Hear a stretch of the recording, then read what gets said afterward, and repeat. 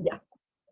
Entonces tenemos estas 5 dimensiones que se incorporan a la medición de la pobreza y que ya no es solo la medición de pobreza por ingresos, sino que también multidimensional.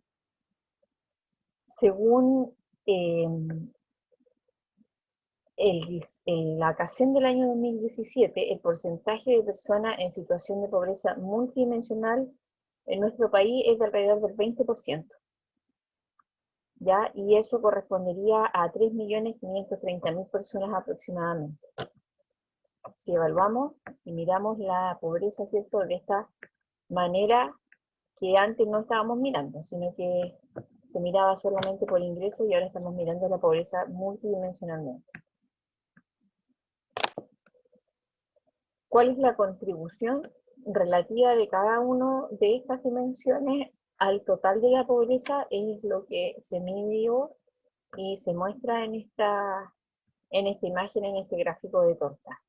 ¿Ya? ¿Qué es lo que nos muestra? Que la dimensión trabajo y seguridad social contribuiría, ¿cierto?, en un 31% al total de la pobreza multidimensional, seguido por la vivienda y el entorno, que aportaría un 28,7%, y en tercer lugar, con un 24,1%, la educación.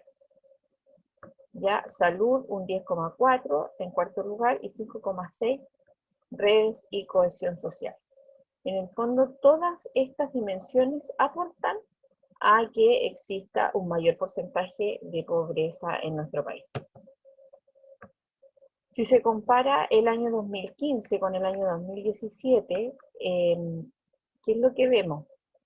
Que si bien hay menos pobres por ingreso, porque el año 2015 había 1.277.000 y el año 2017 hay 937.000, ¿cierto? En el caso de la pobreza multidimensional hay más personas pobres multidimensionalmente. Pasamos de 2.778.000 a 2.940.000. ¿Ya? Lo que es bastante relevante, porque si nosotros solamente estuviéramos mirando la pobreza por ingresos, diríamos que estamos mejorando. Sin embargo, si la miramos multidimensionalmente, hay un aumento en el total de personas que sufren pobreza. Y en donde se cruzan estos dos grupos, es decir, pobres por ingresos y pobres multidimensionalmente, ahí sí que hay una disminución de 769.000 a 590.000 personas.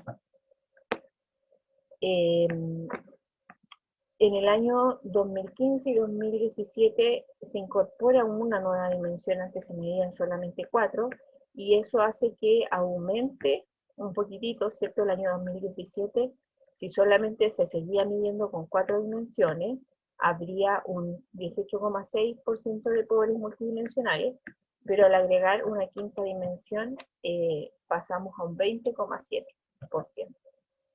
¿Ya? Que sí, en estas últimas 2 mediciones, tomando en cuenta las 5 dimensiones, medición del 2015 y del 2017, hay una leve disminución.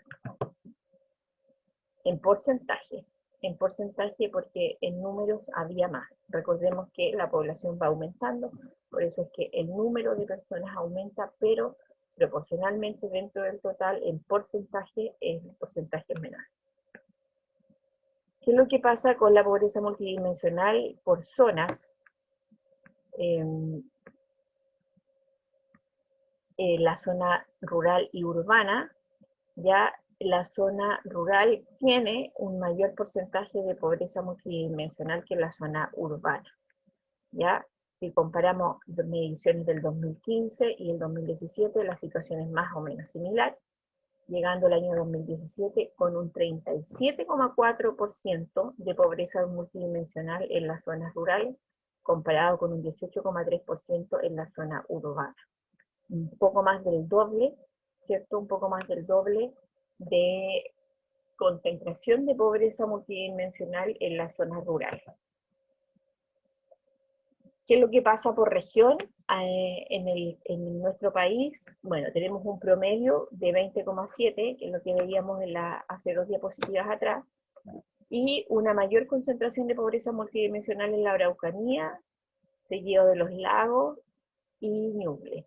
Bastante similar, también Tarapacá, bastante similar a lo que veíamos en la pobreza por ingreso, ¿ya?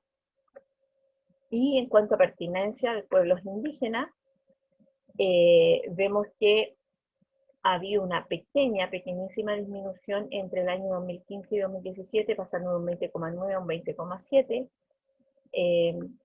¿ya? Pero, ¿qué pasa cuando vemos los pueblos indígenas? Es mucho más marcada la diferencia en relación a las personas que no pertenecen a un pueblo indígena. ¿Ya? Vemos que perteneciente a un pueblo indígena, el 30,2% el año 2017 presentaba pobreza multidimensional, en cambio las personas que no pertenecían a pueblo indígena solamente concentraban un 19,7% de pobreza multidimensional en 2017. En cuanto al país de nacimiento, si es nacido en Chile o nacido en el extranjero, también hay una diferencia, lo mismo que se daba en la situación de pobreza por ingreso, ¿cierto? Siendo mayor en el caso de los extranjeros, mayor porcentaje de pobreza multidimensional, un 24,6% en comparación con un 20,5% de los nacidos en Chile. ¿Ya? Eso en cuanto a pobreza. En cuanto a trabajo, ¿cuáles son las tendencias o los puntos más relevantes que nosotros podemos ver en cuanto al determinante social trabajo en nuestro país? Es que hay una brecha importante de tasa de ocupación, ¿cierto? O de empleabilidad en relación hombre-mujer. Si bien es cierto, ambos hasta el año 2017 habían aumentado la tasa de, en el caso de la mujer principalmente, había aumentado la tasa de ocupación, se había visto un aumento más significativo, sigue siendo mucho más alta en el caso de los hombres, llegando cercano al 66,5%, ¿cierto? Cercano al 70% en comparación con un 55% de las mujeres, un 45% de las mujeres, un 44,6%. Y el total país de un 54,8%, ¿ya? Esto es en relación a la tasa de ocupación de la gente que está empleada, ¿cierto? En la población de 15 años y más. Y esto ahora, bueno, viene la nueva medición que la del año 2000, se debió haber hecho la casi en el 2019 y por los acontecimientos desde octubre en adelante no se hizo y se va a hacer ahora, así que eso nos va a entregar un dato más real de cuál es la situación actual, donde hay menos empleabilidad y sobre todo quienes han sido las que más se han afectado con la pérdida de los empleos ha sido la mujer. Ya había un retroceso, lo que se estima en las encuestas que han habido, que no es la CACEN, pero otro tipo de encuestas, es que había un retroceso de más o menos 10 años en la empleabilidad femenina. Así que esperemos lo que nos digan estos resultados. ¿Qué es lo que pasa por grupos de edad en cuanto a la tasa de ocupación? Es que la mayor empleabilidad o tasa de ocupación se da entre los 35 y los 44 años. Ya en el año 2017 un 77,2% de las personas en este rango etario tenían un trabajo, estaban ocupados. ¿Ya? Y eso, bueno, a partir de esta edad empieza a disminuir. En el grupo de 45 a 54 años solo un 73,5%, baja al 62,4% en el grupo de 55 a 64 y es mucho más marcado en el grupo de 65 años y más. Nótese la diferencia que hay en este grupo del 65 años y más, que aumentó en comparación del año 2015 de un 18,7 a un 20,3. Es decir, el grupo de mayor de 65 años, en la última encuesta CACEN del 2017, trabajaba más o había mayor porcentaje de empleabilidad en ese grupo que lo que había en el año 2015. En cuanto a la situación de ruralidad, que es lo que vemos, que hay una tasa de ocupación más alta en las zonas urbanas que en las zonas rurales, siendo mayor en ambos casos en el hombre, ¿cierto? Y notándose una brecha, una diferencia entre hombres y mujeres mucho más marcada en las zonas rurales. Lo que vemos acá es que el año 2000, perdón, en la zona urbana, el hombre tiene una ocupación del 66,8% en comparación con un 46,3% de la mujer, y en la zona rural un 64,7% de los hombres está empleado en comparación con un 32,1% de las mujeres. Una cifra bastante decidora, ¿cierto? Donde en las zonas rurales, por cada hombre, ¿cierto? Hay media mujer empleada. O sea, la mitad de las mujeres solamente tienen empleo si se compara con los hombres que están empleados. ¿Ya?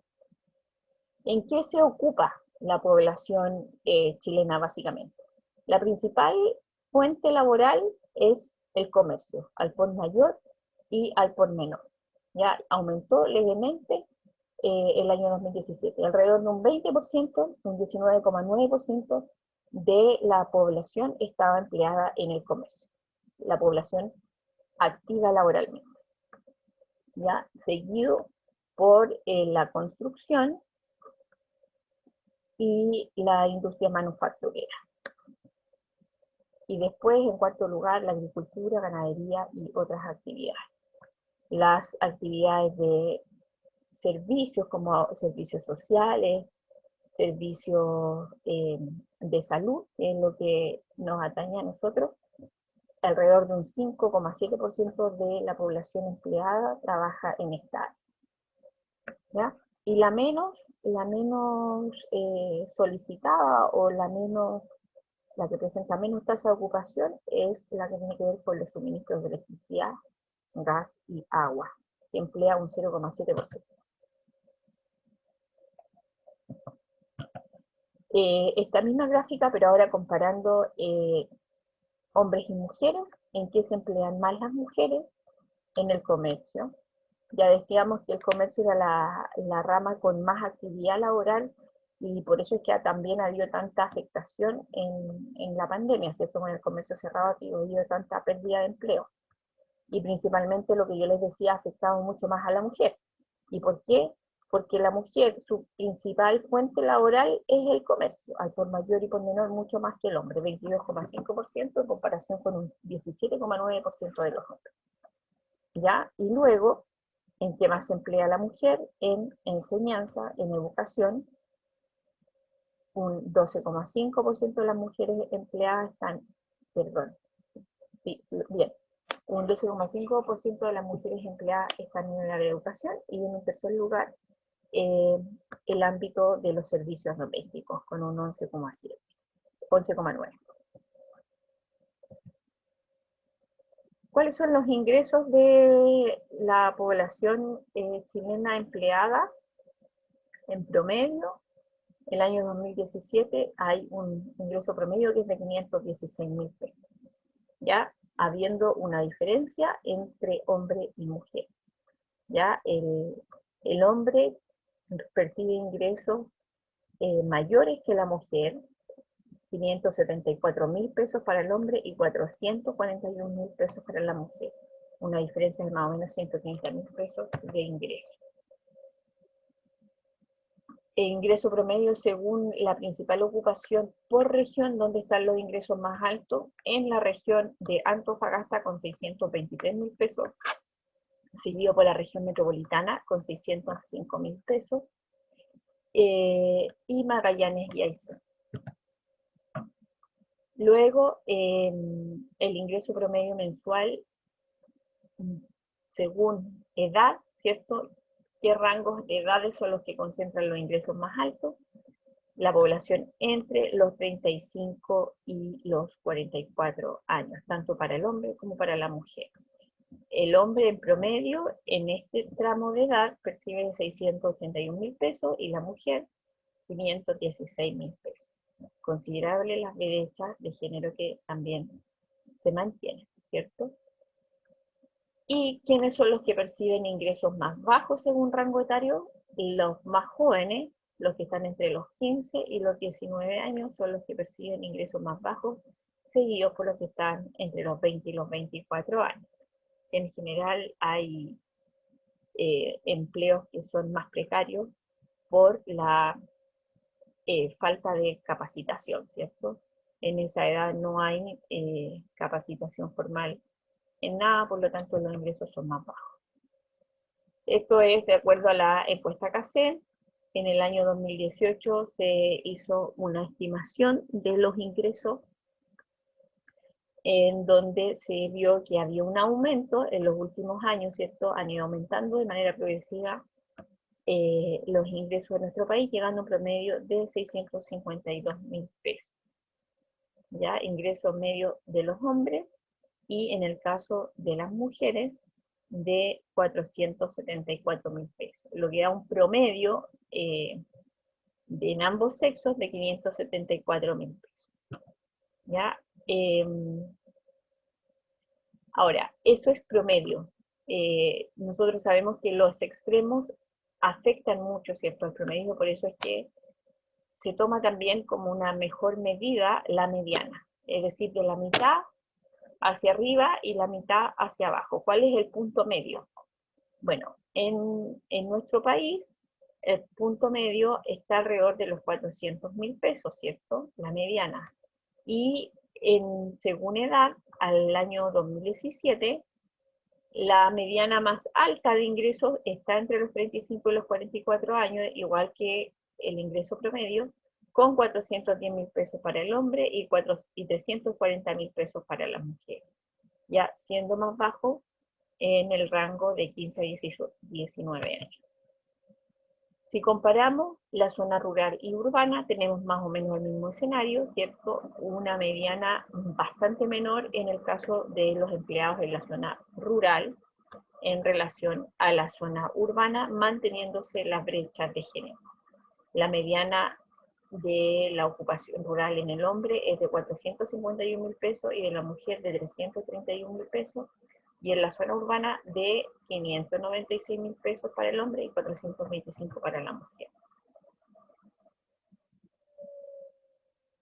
¿Ya? Y si solamente comparamos la ruralidad o la urbanidad, vemos que en total tenemos que los hombres tienen un ingreso de 280.000 en la zona rural y las mujeres de 270.000 en la zona rural, que ahí hay una diferencia no tan marcada.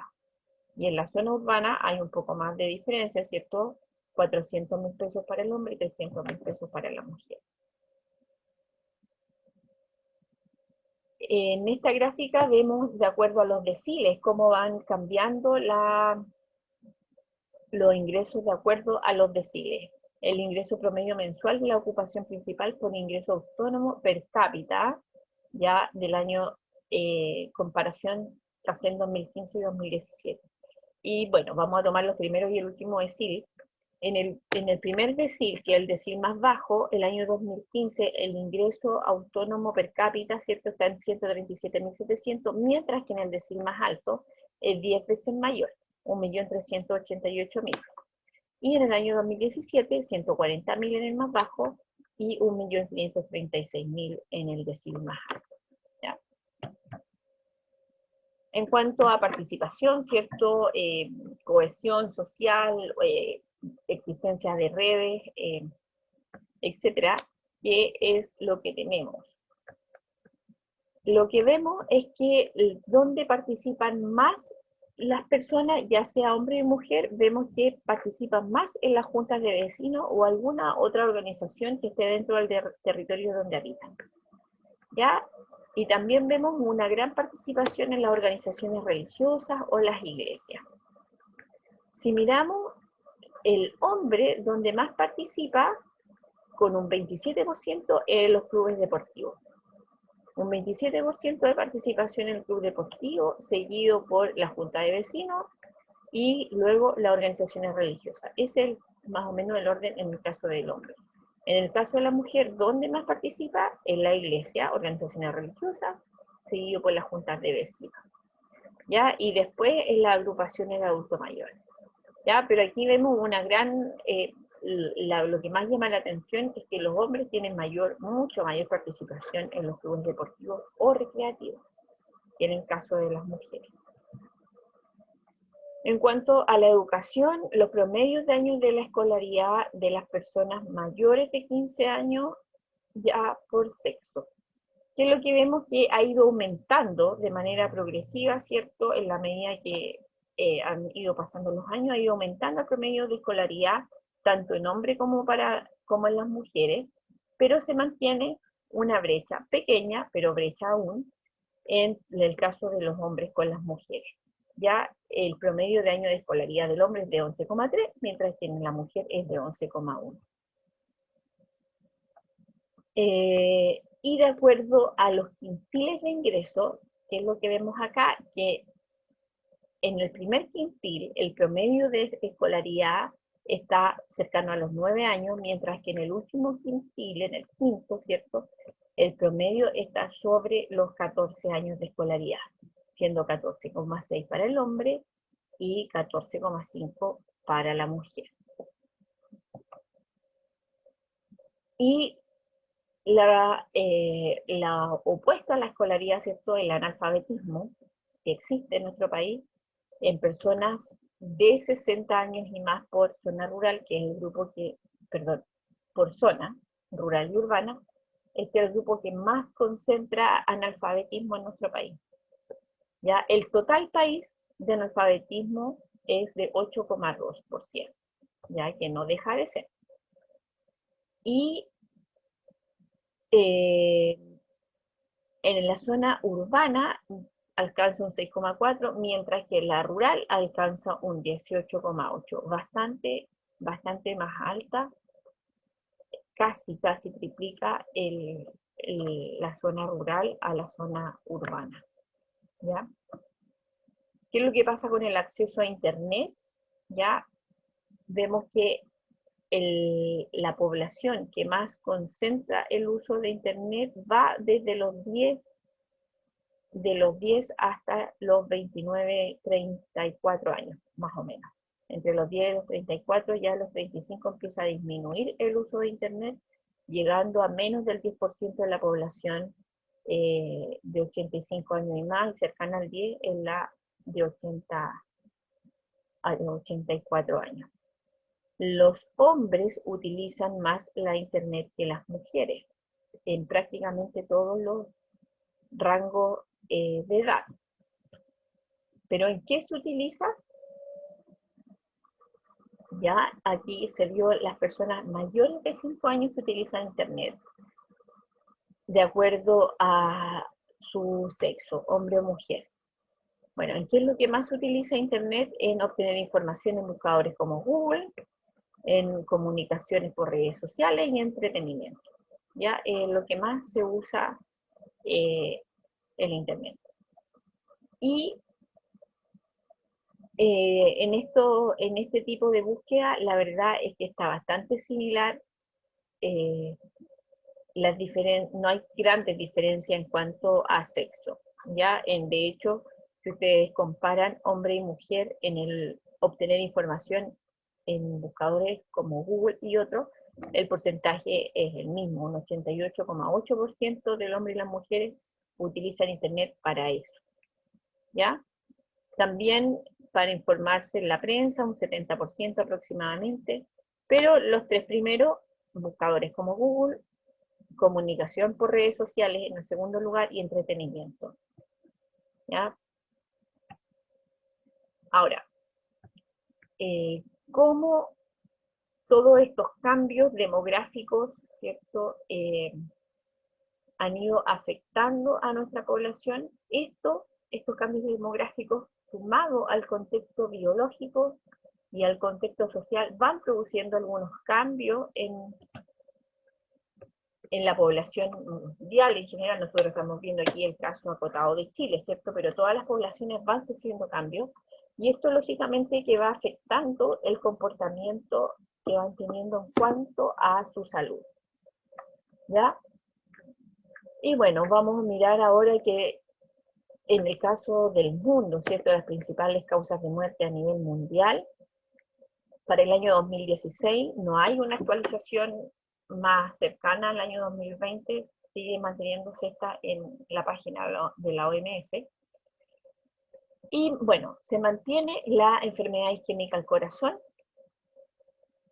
¿cierto? Con cercano a los 10 millones de muertos, seguido por el infarto agudo al miocardio, cercano a los 6 millones de muertos, y la enfermedad pulmonar obstructiva crónica, cercano a los 3 millones de muertos.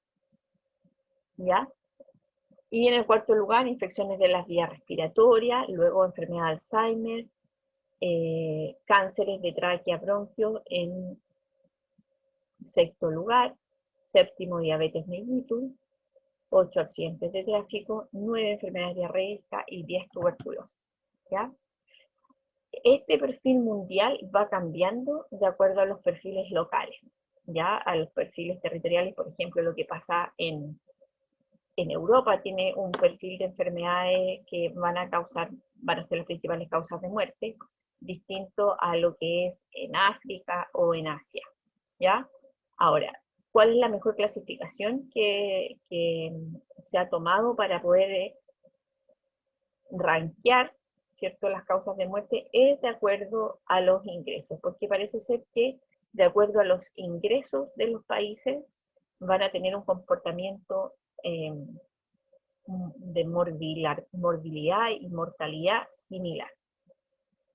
Las 10 principales causas de muerte en los países de ingresos bajos del 2016 tienen que ver con enfermedades transmisibles, maternas, neonatales o nutricionales.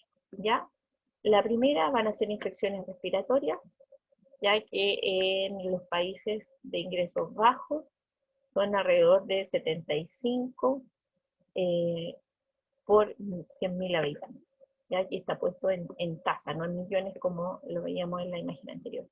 Seguida por las enfermedades diarreicas y en tercer lugar la enfermedad isquémica al corazón, cuarto VIH-Sida, quinto infarto, sexto paludismo, séptimo tuberculosis, octavo complicaciones del parto prematuro, 9 asfixia y trauma durante el nacimiento y 10 accidentes de tránsito. ¿Ya? Sin embargo, en los países de ingresos medianos bajos empieza a cambiar la tendencia y en los primeros lugares se van las enfermedades no transmisibles, ¿ya? Ya no las enfermedades transmisibles que eran las que ocupaban los primeros lugares en los países de ingresos bajos.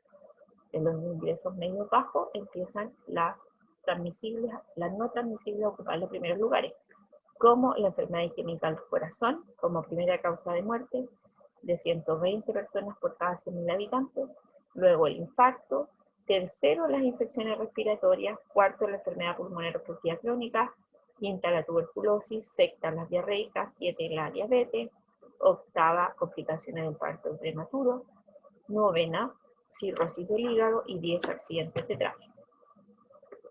Y acá claramente en los países de ingresos medio alto y de ingresos altos predominan las enfermedades no transmisibles en los 5 primeros lugares de muerte, ¿ya? De como causas de muerte. En el caso de los de ingresos medio alto, primer lugar, enfermedad isquémica al corazón, segundo infarto, que comparten el mismo ranking con los de ingreso alto, primer lugar en los de ingreso alto, también enfermedad isquémica al corazón, y segundo lugar infarto, con tasas distintas, pero el mismo lugar. Tercero, en el caso de los ingresos de medio alto, la enfermedad pulmonar obstructiva crónica, cuarto, el cáncer de pulmón y tráquea, y quinto, Alzheimer y otras demencias. Fíjense que aquí los 4 primeros lugares están directamente relacionadas al consumo de tabaco, ¿ya? Y en los países de ingreso alto, como ya decíamos, enfermedad isquémica al corazón, primer lugar, segundo infarto, tercero, Alzheimer, otras demencias, y cuarto, cáncer de pulmón y tráquea. Quinto, enfermedad pulmonar obstructiva crónica, y sexto, infecciones respiratorias.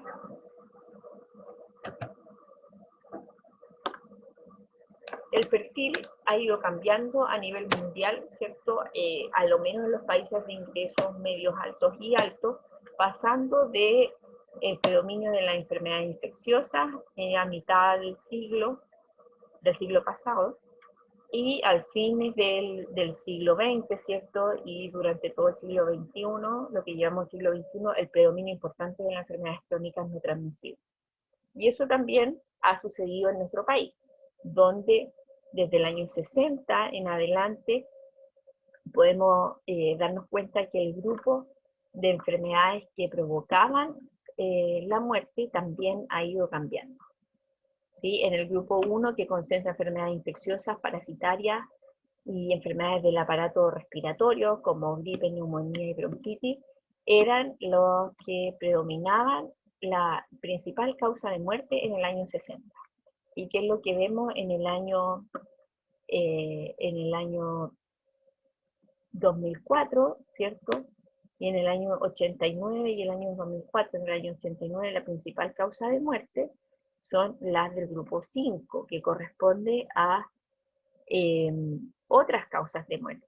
¿Cuáles son las otras causas de muerte? Accidentes de tránsito, homicidios, ¿ya? Y en el año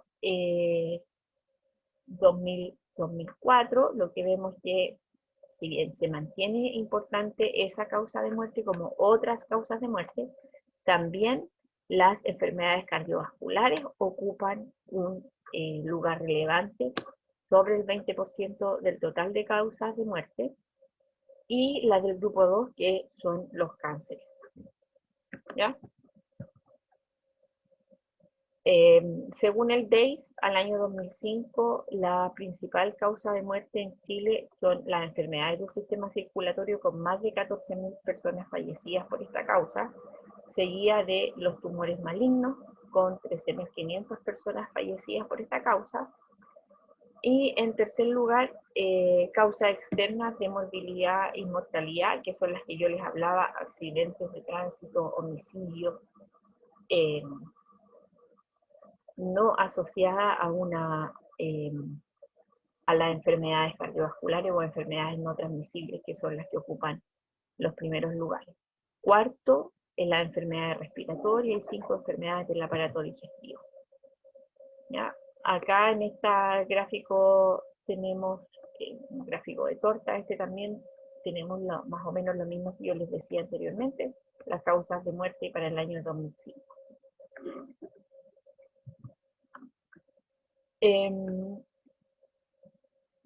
¿Cómo ha ido cambiando la mortalidad si la comparamos con la tasa de envejecimiento en los últimos 10 años evaluados, del 2006 al 2016? Nos damos cuenta, que en la medida que está envejeciendo más la población, que aumenta la tasa de envejecimiento, es decir, los mayores de 65 años por cada 100 habitantes, ¿sí? La tasa de mortalidad ha ido disminuyendo, ¿ya?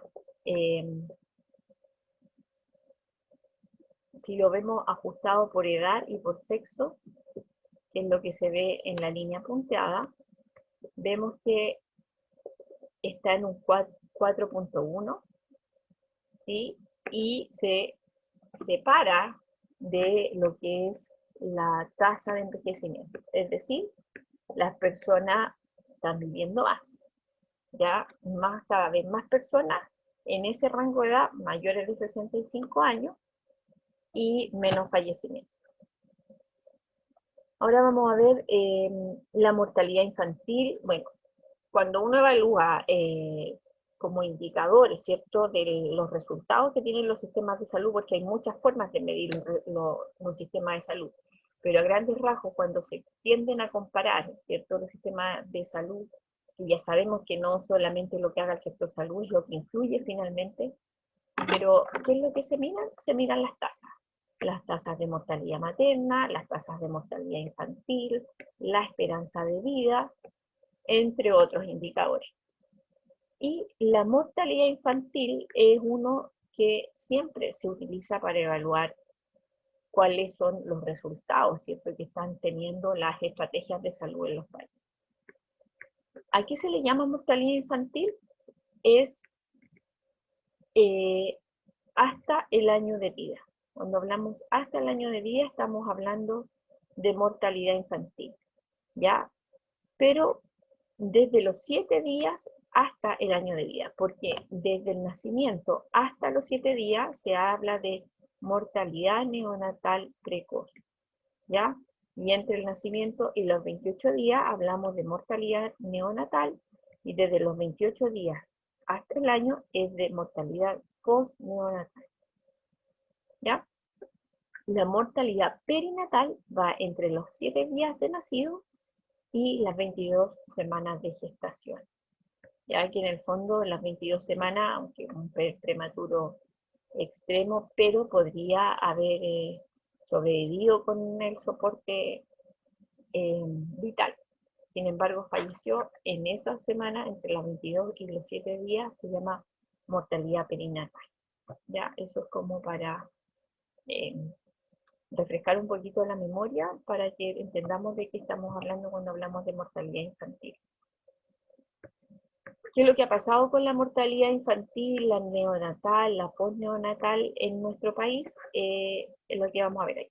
La mortalidad infantil en los últimos años, del 2000 al 2015, y todavía están las últimas cifras que están disponibles, ha ido disminuyendo. Tuvo aquí un pequeño lapsus, podríamos decir, algo volvió a subir el año 2007 en comparación al 2006, habría que analizar el por qué. Pero la tendencia es hacia la baja, llegando alrededor del 7% el año 2015, con un 6,9%. ¿Ya? Y eso también pasa en la mortalidad neonatal, aunque hay pequeñas variaciones, ¿cierto? Pero del 5,8 que teníamos el año 2000, llegamos al 5,1 el año 2015, y también pasa en la postneonatal, también en la niñez, y sin embargo en la fetal se ve un aumento que pasamos del año 2000 de 4,4 a 8,3. Ya, ¿qué puede estar pasando aquí en la mortalidad fetal? Puede haber, pueden ser abortos. Ya no podemos saber a ciencia cierta por qué sucede eso. Ya, abortos provocados o abortos espontáneos. No tenemos antecedentes de eso. Ya, pero hay un aumento de la mortalidad fetal. ¿Qué pasa con la mortalidad materna? La mortalidad materna, si bien es muy baja en Chile, alrededor de, en los últimos 10 años, del 2005 al 2015, ha fluctuado entre 16,5 y 22,5 de funciones maternas por 100.000 nacidos vivos. Es decir, de cada 100.000 nacidos vivos, cada 100.000 niños que nacen vivos, solo entre 16 y 22 madres fallecen, lo que es una cifra muy baja y que de pronto la tasa se puede ver afectada porque los numeritos son muy bajos, pero es una tasa bastante baja y deseable. Sin embargo, estas pequeñas variaciones que van al alza, ¿cierto? De 16 a 22 hay un alza, puede verse a la postergación de la maternidad, y eso hace que la mujer esté en condiciones no tan óptimas para ser mamá, ¿cierto? Y teniendo un mayor riesgo de mortalidad materna. La mortalidad por sexo y sobremortalidad masculina. Se habla de sobremortalidad masculina porque en prácticamente todos los rangos etarios, ya, según los últimos datos que nosotros tenemos, esta es la gráfica del año 2015, hay mayor mortalidad en hombres que en mujeres, en todos los rangos etarios, exceptuando el de 1 a 4 años, que es el que yo marqué en rojo. ¿Ya? En este rango de edad, de 1 a 4 años, hay un índice que es de 0,96, es decir, muere por cada niña, muere 0,96 hombres. En todo el resto es mayor en el caso de los hombres, llegando en el caso de los 25 a los 29 años, donde se concentra la mayor mortalidad, sobre mortalidad masculina, de 3,03. ¿Ya? Es decir, por cada mujer mueren 3 hombres, más o menos. ¿Ya? También entre los 20 y 24 es mayor o considerablemente mayor, 2,97, y luego entre los 30 y los 34. Es decir, entre los 20 y los 34 años es donde mayor diferencias de mortalidad hay en relación de hombres con mujeres. Bueno, una cosa no tan negativa como la mortalidad, ¿cierto?, sino que la afiliación al sistema de salud en nuestro país. Según la CACEN del 2015, un 85% de las personas de más de 60 años están afiliadas al sistema público, es decir, a FONASA, ¿ya? Mientras que solo un 75,6% de las personas menores de 60 años está afiliada a FONASA. Sin embargo, es el sistema público el que concentra mayor porcentaje de afiliación. ¿Ya? Luego viene la ISAPRE, que en el caso de los mayores de 60 años, solamente un 8,1% de las personas mayores de 60 años está afiliada a ISAPRE y un 16,5% de los menores de 60 años. Ninguno, es decir, no tiene ninguna afiliación, un 1,4% de las personas mayores de 60 años y un 3,4% de los menores de 60 años. Los que tienen otra afiliación, 4,1%, está afiliado a otro, que no es FONASA ni ISAPRE en particular. En general, estos pueden ser las dependientes de las Fuerzas Armadas, ¿cierto?, que son otro tipo de sistema de salud. En ese caso, un 4,1% de los mayores de 60 años y un 2,6% de los menores de 60 años.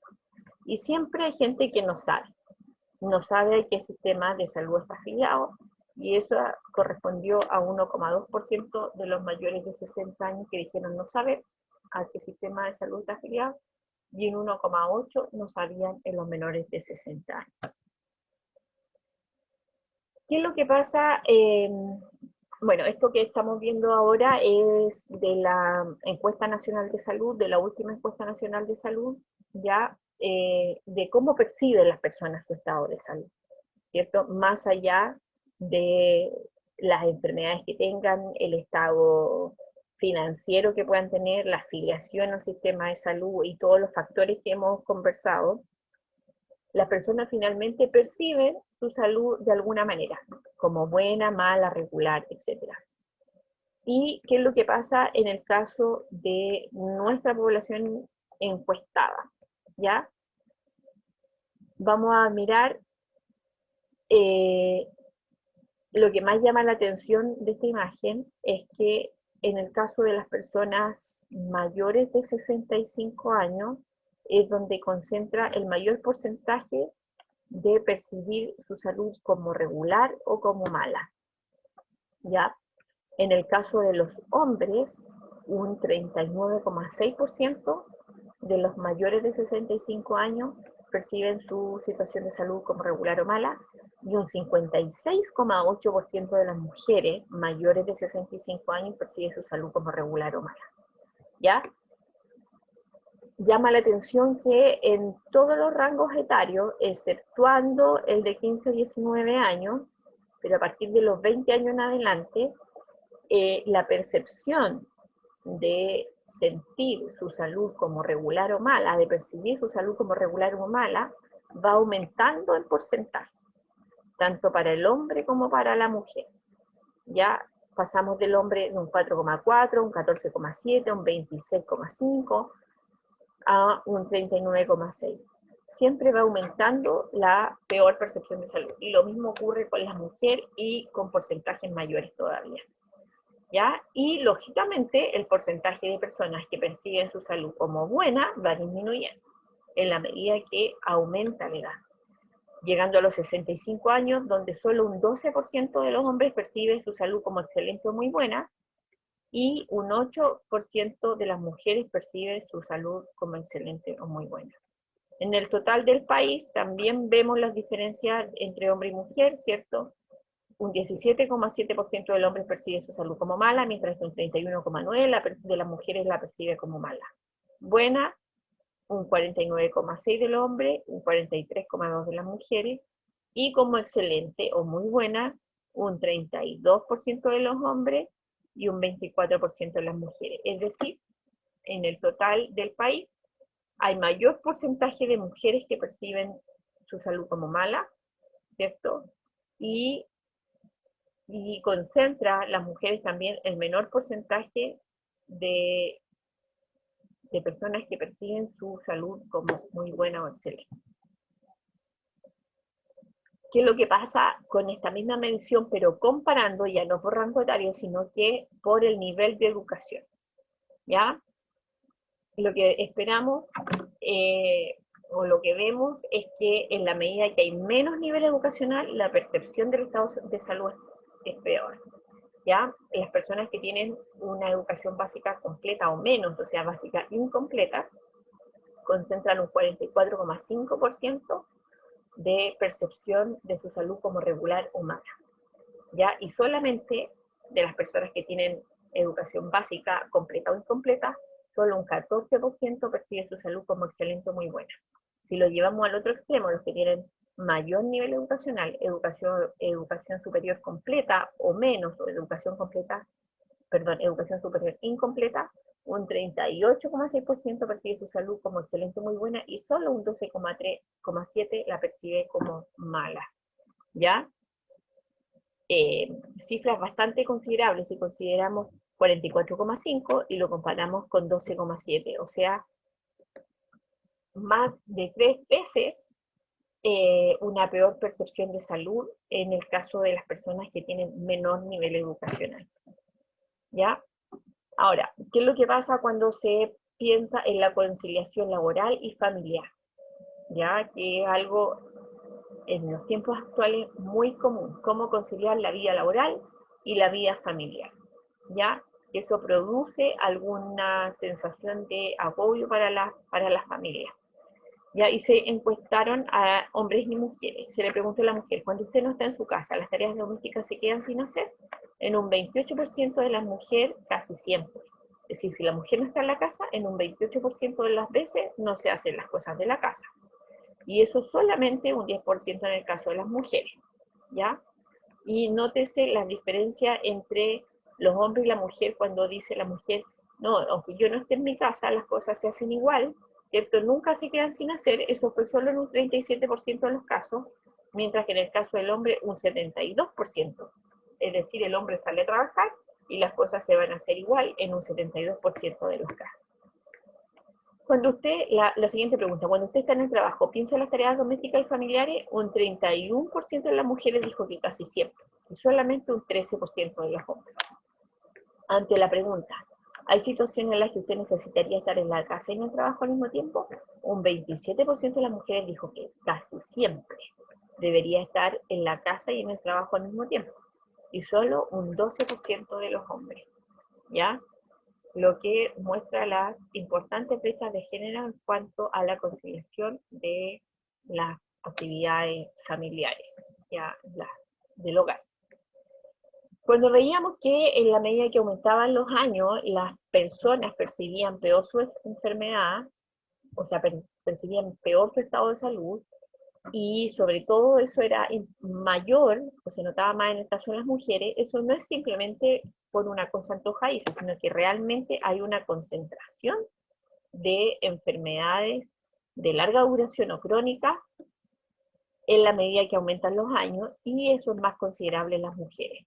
Ya un 70% de las mujeres tiene más de 2 o más enfermedades crónicas.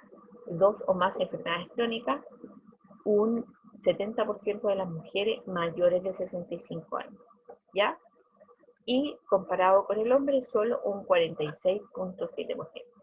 O sea, en la medida que aumenta la edad, aumenta el porcentaje de enfermedades crónicas, llegando a ser un 70% en el caso de la mujer, concentrar 2 o más enfermedades crónicas, un 46% de los hombres. Ya. Bueno, y en cuanto a los hábitos, ¿qué es lo que tenemos como hábitos en la población chilena? Un 66,7% de la población nacional es no fumadora, ¿ya? Y un 33,3% de la población nacional sí fuma, según la Encuesta Nacional de Salud del 2017. ¿ya? Ha habido una disminución del consumo del tabaco según las últimas 3 encuestas nacionales de salud, la del 2003, la del 2010 y la del 2017, bajando de un 39,8 a un 33,3, lo que es bastante considerable, y donde hubo en la mayor disminución, en el caso de los hombres bajaron más o menos 5 o 6 puntos, y también en la mujer un poquitito más, ya 7 puntos más o menos. En cuanto al consumo riesgoso de alcohol, tenemos que un 11,7% de los encuestados presentaron un consumo riesgoso de alcohol, según un instrumento que se llama Audit C, ¿ya? Que lo pueden buscar, si quieren me lo piden, porque es cortito, pero no les voy a entrar en detalle de las preguntas, si no, nos demoramos mucho. El total del país también disminuyó el consumo del 12,7 al 11,7, o sea, un puntito, ¿ya? Pero esa disminución no fue a costa de la mujer, sino que fue a costa de la disminución que hicieron los hombres, que bajaron de un 22,7 a un 20,5, porque en el caso de la mujer el consumo riesgoso de alcohol aumentó, ya de un 3,1 a un 3,3%. ¿Quiénes fueron los que más bajaron el consumo de alcohol? Fueron las personas que tienen entre 8 y 12 años de escolaridad. Ya bajaron de un 14,2 a un 10%. Y los otros dos grupitos, los menores de 8 años de escolaridad y los que tienen más de 12 años de escolaridad, aumentaron. El que más aumentó fue el que tiene más de 12 años de escolaridad, de 9,1 a 9,9. Probablemente porque también tiene mayores ingresos, ¿cierto? Y tiene acceso a otro tipo de alcoholes, etc. Si miramos este mismo indicador, el consumo riesgoso de alcohol, pero por rangos de edad, vamos a ver que en los 65 años y más hubo un aumento del consumo de alcohol en hombres. Los hombres mayores de 65 años aumentaron su consumo riesgoso de alcohol pasando de 8,6 a 11,1. Y en el caso de las mujeres, ¿qué es lo que sucedió? Es que también hubo un aumento, pero en el otro extremo de la vida, en la juventud, entre los 15 y los 29. Las mujeres de 15 a 19 aumentaron de 5,7 a 6,8, y las de 20 a 29 es donde más aumentó, de 4,9 a 7,8. Yo les decía recién que el consumo riesgoso de alcohol aumentó en las mujeres de 3,1 a 3,3 en la comparación de estas últimas dos encuestas, y esto básicamente se debió al aumento que ocurrió en estos rangos de edad, entre los 15 y los 29 años. ¿Qué es lo que pasa con la actividad física en nuestro país? Bueno, sabemos que tenemos un alto porcentaje de sedentarismo que llega al 86,7%, ¿ya? Esto es sedentarismo, es que no haya realizado actividad física a lo menos 3 veces por semana por 30 minutos durante el último mes. ¿Ya? Ha ido disminuyendo este porcentaje en el total del país, llegando a 86,7%, pero las variaciones que ha tenido en comparación con las últimas dos encuestas ha sido realmente muy poquitito, llegando a cercano a un 3% en los últimos 13, 14 años, ya, lo que es muy mínimo. La mujer es la que más disminuyó su porcentaje de sedentarismo, que bajó en 3 puntos en comparación con las últimas dos encuestas, 2010 y la del 2017. Lógicamente, si consumimos harto alcohol, ¿cierto? Hacemos poca actividad física, aumenta la obesidad. La obesidad está en porcentajes bastante altos en nuestro país, llegando al quinto o el cuarto lugar dentro de los países de la OCDE, ya por sobre el promedio OCDE. De acuerdo a los años de estudios cursados, la gente tiene un comportamiento sedentario más o menos similar, aunque la gente que tiene más de 12 años de escolaridad tiene un comportamiento sedentario un poco menor que en los que tienen menos escolaridad, ¿ya? Los que tienen 12 años de escolaridad tienen un comportamiento sedentario en un 80%, sin embargo, esto es alrededor del 96% de los que tienen menos de 8 años de escolaridad. En cuanto al consumo de fruta y verdura, llega al 15% nacional, esto es consumo de al menos 5 porciones de frutas y verduras al día, ya estando un poquitito por sobre la mujer que en el caso del hombre. O sea, la mujer consume más frutas, o sea, porcentualmente consume más frutas y verduras que el caso del hombre, ¿ya? Sin embargo, lo que llama la atención es que en el caso de la mujer hubo una disminución del porcentaje de consumo, si se compara las dos últimas encuestas, la del 2010 y la del 2017, bajó del 18,1 al 16,4, o sea, menos mujeres están consumiendo frutas y verduras, y en el hombre aumentó del 12,8 al 13,6. Por años de escolaridad, también acá hay una diferencia. Los que tienen más de 12 años de escolaridad tienen mayor consumo que los que tienen menos años de escolaridad.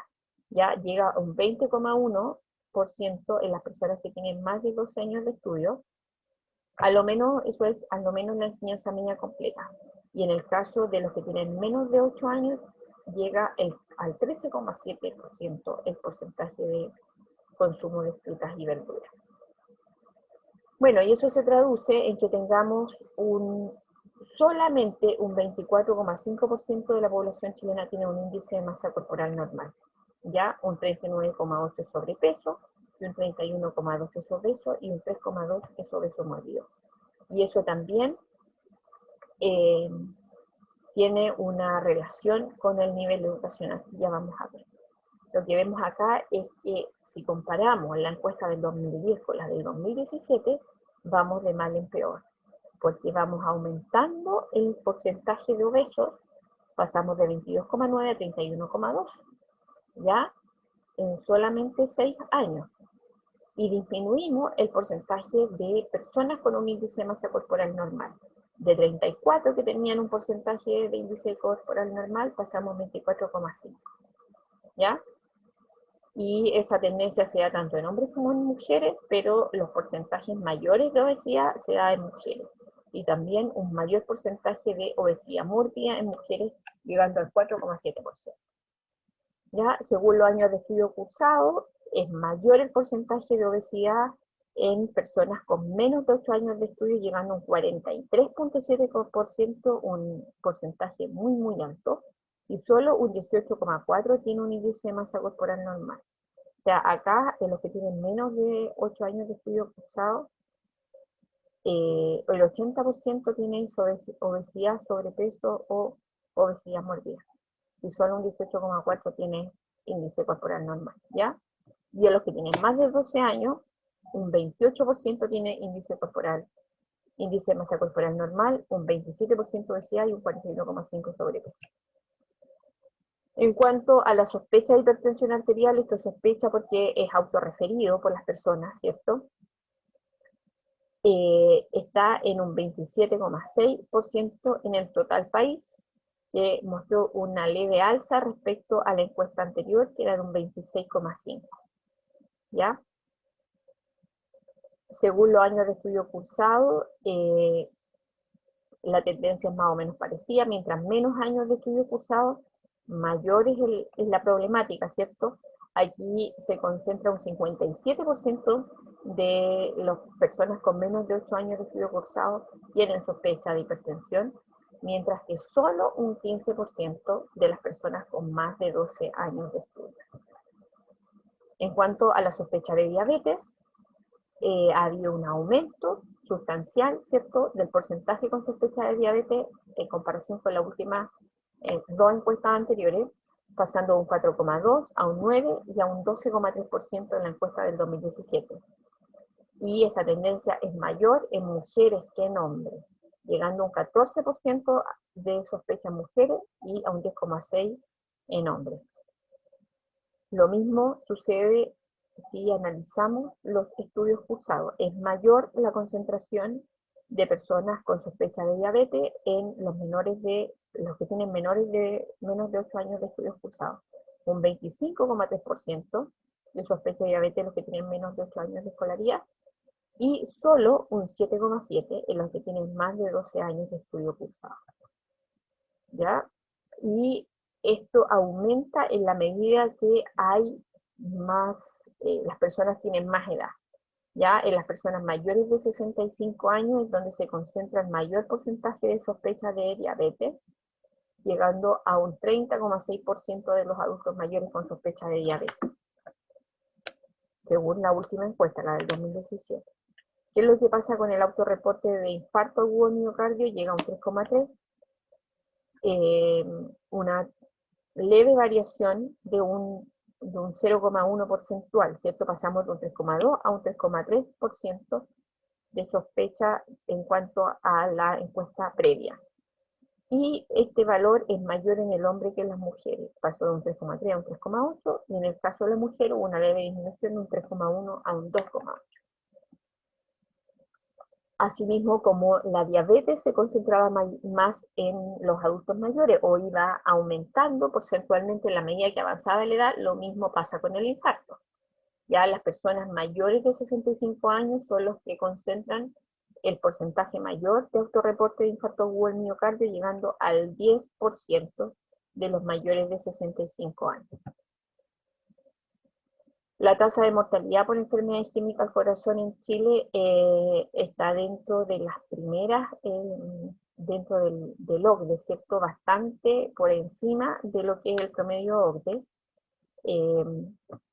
Decíamos que los países con ingresos altos, el infarto es la segunda causa de muerte, ¿ya? Y bueno, y en Chile también veíamos delante que las enfermedades del aparato circulatorio son las primeras. En cuanto al accidente cerebrovascular, autorreporte también, un 2,6% de la población encuestada reportó haber sufrido accidente cerebrovascular o trombosis cerebral.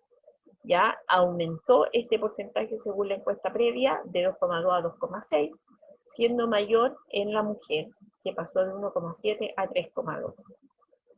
¿Qué es lo que pasa con el inicio de las relaciones sexuales? En la medida que van pasando los años, la edad de inicio de la relación sexual es a menor edad.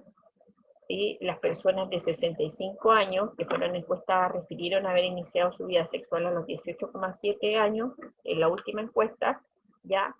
Y las personas de 15 a 24 años que fueron encuestadas refirieron haber iniciado su vida sexual a los 16,1. ¿Cuál es la relevancia de este antecedente? Es que hay un bajo porcentaje del uso de preservativo, ya solamente de los encuestados, en el mejor de los casos, que son los que tenían más de 12 años de estudio cursado, en el mejor de los casos, solo un 13,7% utilizó preservativo siempre durante los últimos 12 meses. Ya lo que es un porcentaje bastante bajo. Y si miramos los menores, los que tienen menos de 8 años de estudio cursado, solamente un 3,4% utilizó preservativo.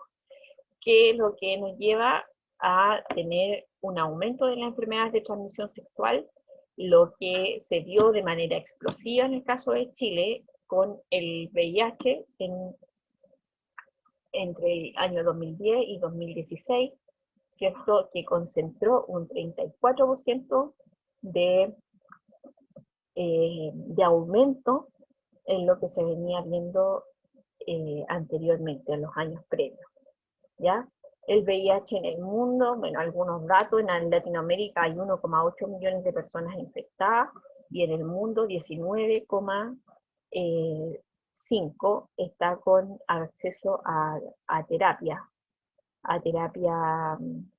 antirretroviral, y hay alrededor ya de 40 millones, ¿cierto?, viviendo con VIH.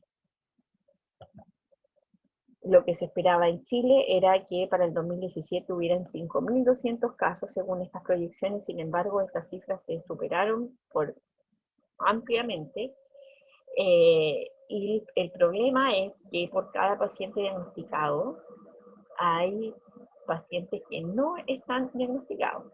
Se estima que en Chile alrededor de 65, 70 mil personas viven con VIH, pero solamente 41.000 están diagnosticados, ¿ya?